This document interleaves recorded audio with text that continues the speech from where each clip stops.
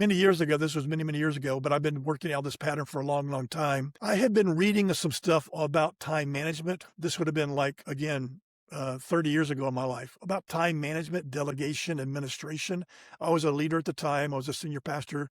No, I wasn't a senior pastor yet, but I was on a church staff at the time. And I began to feel that the Holy Spirit was telling me to grow in the area of leadership, in the area of self-leadership, so I could lead others, lead yourself so you can lead others, in the area of time management, in the area of just general administration. How could I increase that skill? Now, that doesn't seem maybe real spiritual, but I knew it was the Holy Spirit who was leading me, knowing what I needed, knowing the gaps in my life, and leading me, knowing what's next, and leading me into what might be my next. So I started really working on that and practicing in that area, doing a lot of study, research, took some courses and etc. And here's what I didn't know, that a year later, our senior leader would transition and actually go plant a church. And the team, our church and the pastoral team, made the decision that I would become the senior pastor. And so within a year, year and a half of me starting that thing on leadership, administration, time management, etc., I didn't know what was next for my life. I had no idea this was going to happen. But what I realized, if I had not responded to the direction of the Spirit in my own growth, in the area of growth that God wanted to lead me into,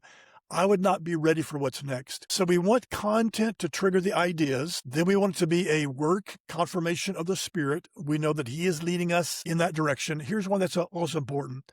I always say that where the Spirit speaks, where God speaks to us, that's where He enables us. So that's why it's important we just don't grab an idea, hey, I'm going to try to grow in this area. No, why don't we let the Spirit speak to us, confirm something, and then give us the enablement to walk into it.